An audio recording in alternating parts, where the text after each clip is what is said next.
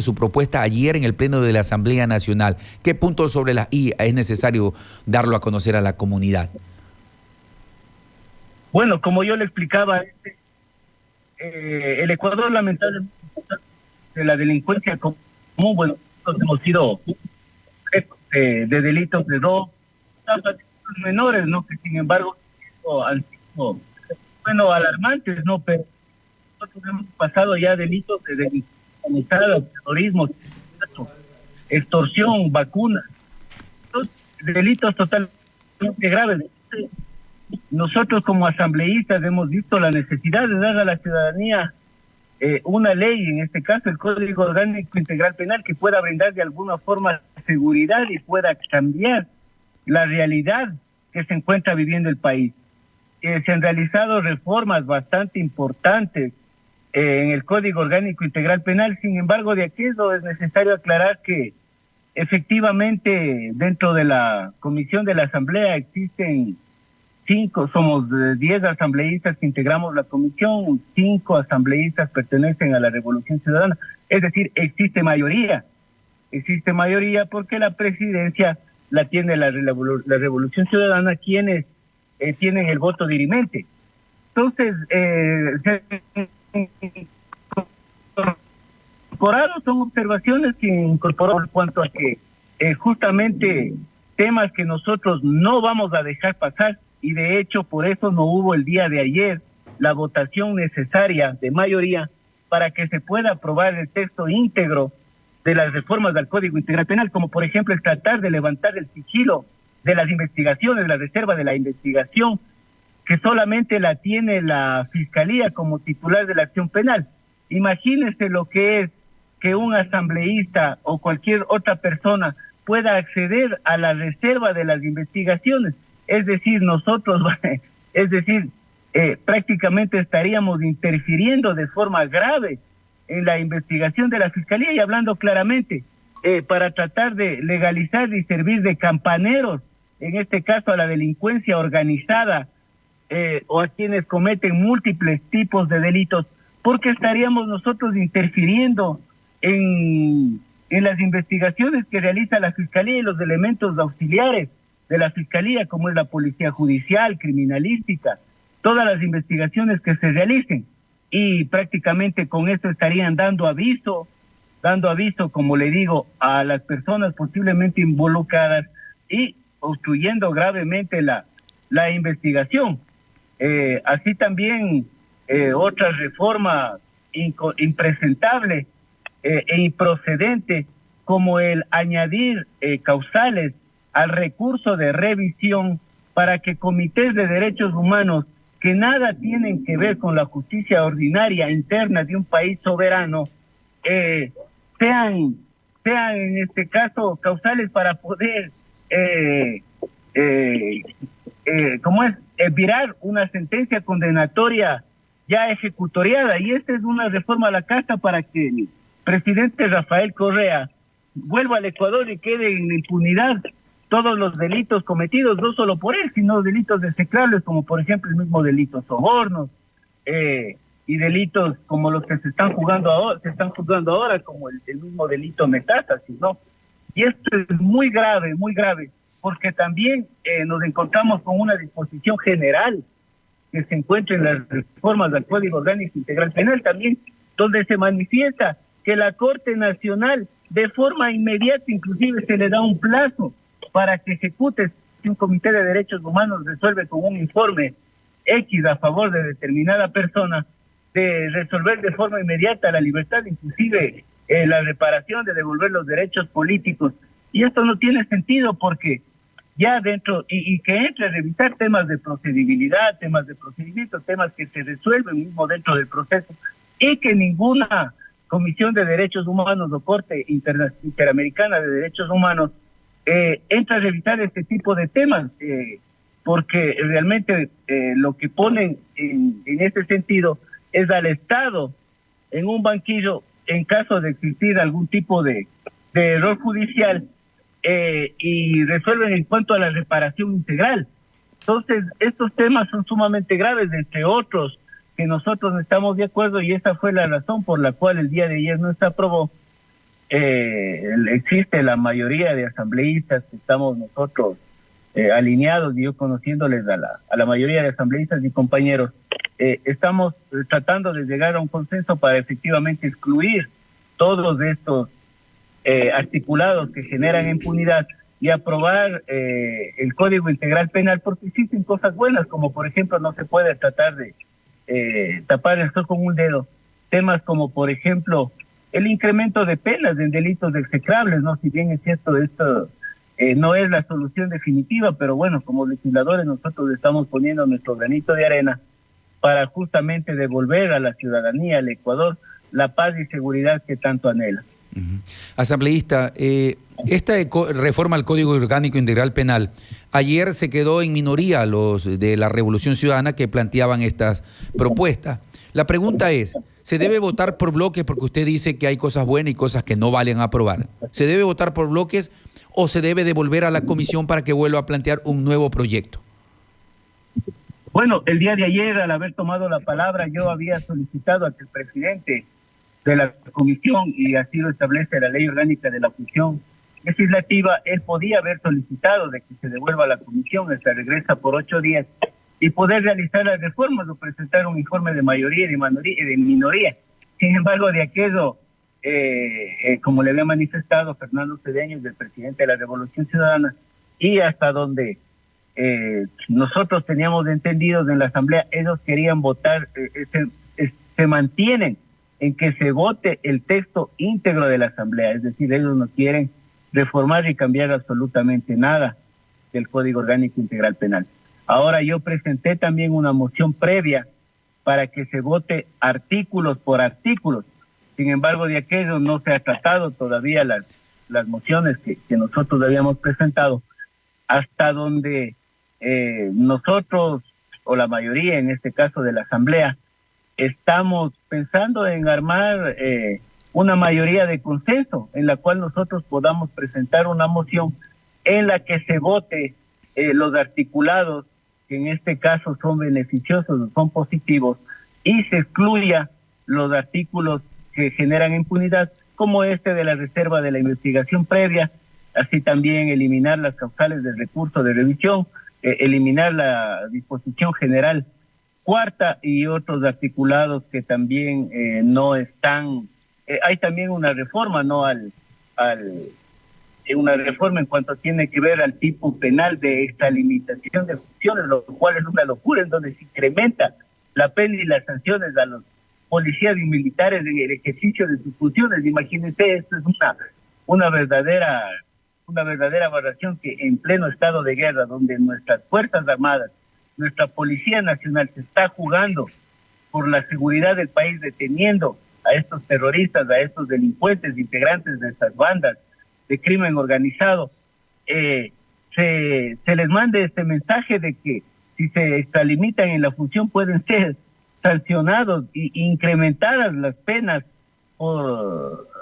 porque se podría adecuar que en el ejercicio o uso de sus funciones se les podría sancionar. Entonces hay temas que realmente no deben pasar, no van a pasar, y lo que creo que entiendo que esperamos ponernos de acuerdo para presentar una moción de mayoría y en consenso donde se incluyan estos artículos que generan impunidad y se aprueben las cosas positivas que han sido reformados dentro del Código Orgánico Integral Penal. Asambleísta, la fiscal general de la Nación dijo que esto de la reserva de la investigación, que con esta reforma realmente le echan al piso muchos trabajos hechos y la Asamblea y los políticos se convertirían como chivo expiatorio de los procesos de investigación. A ella le han pedido un sinnúmero de veces el tema de la mafia albanesa y ella dice, yo nunca les di. Y mira ahora los resultados, ya están contra la mafia albanesa encima de ellos. Pero si le hubieran dado tantos pedidos que tenían desde la Asamblea, se hubiera coartado el proceso investigativo. Y eso buscan ahora con esta reforma. Efectivamente, lo que buscan es simplemente la impunidad.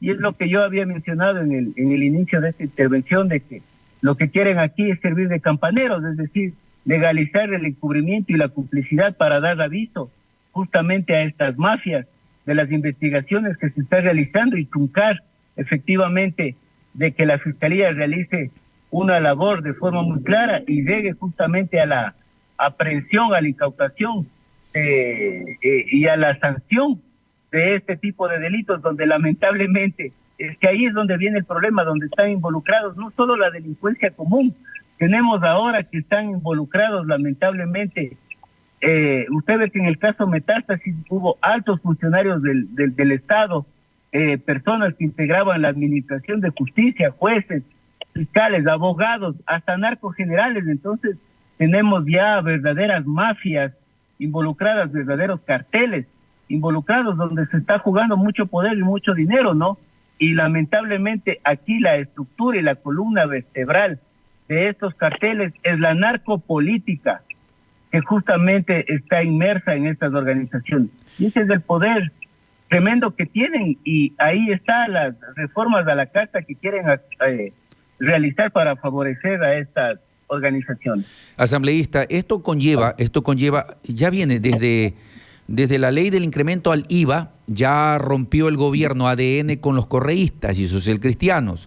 Ahora esto rompe a los socialcristianos con los correístas. Es decir, ¿se desgrana aquella mayoría del inicio de este periodo legislativo?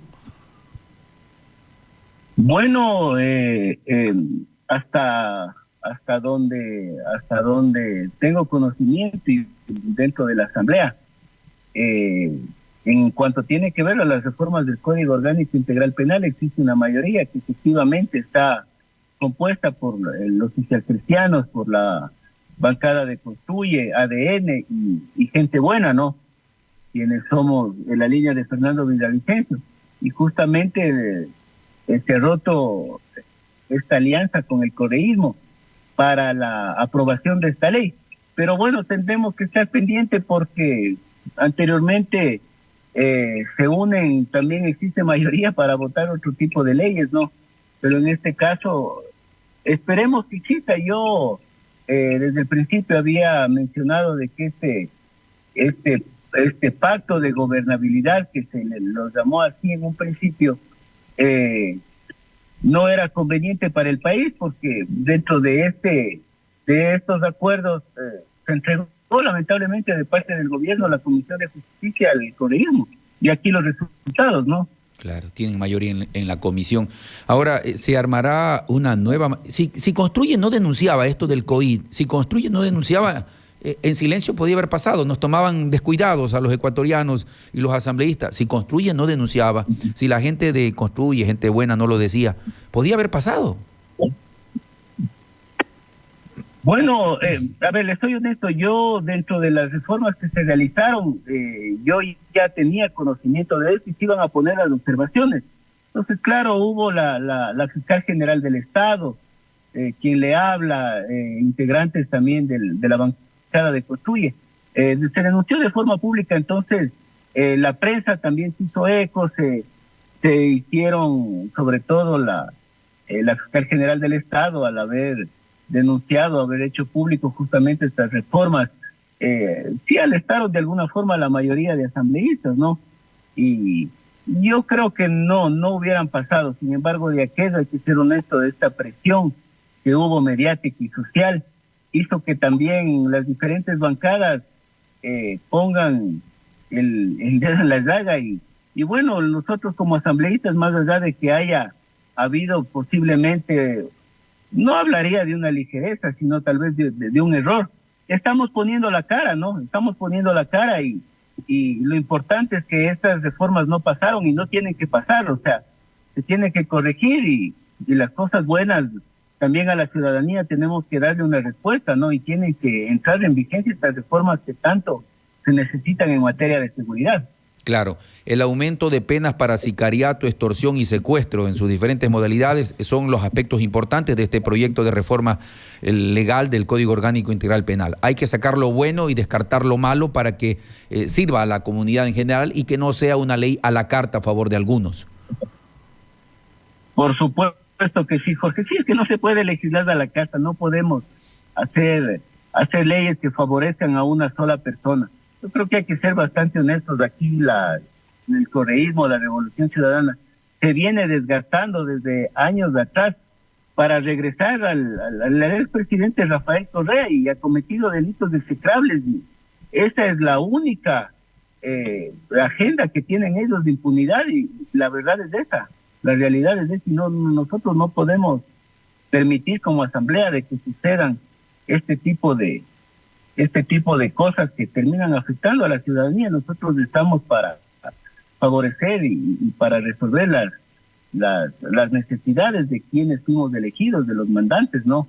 Entonces, vamos a estar siempre centrados en esa línea de resolver y tratar lo más favorable. Esperemos la mayoría, hay gente decente, gente honesta dentro de la asamblea, que estamos jugándonos para crear leyes y sobre todo crear un Ecuador seguro, libre y sin corrupción. Una última interrogante, ¿no cree usted que de pronto el correísmo este tiempo, no sé hasta cuándo vuelvan a retomar el tema de las reformas al COVID? Puede ser hoy, puede ser después de 8 días, dicen que el próximo martes se retomaría, puede ser después de un mes, no sabemos, porque quedó suspendida y no se dijo fecha. Sí, está suspendido, ya es un tema de la presidencia.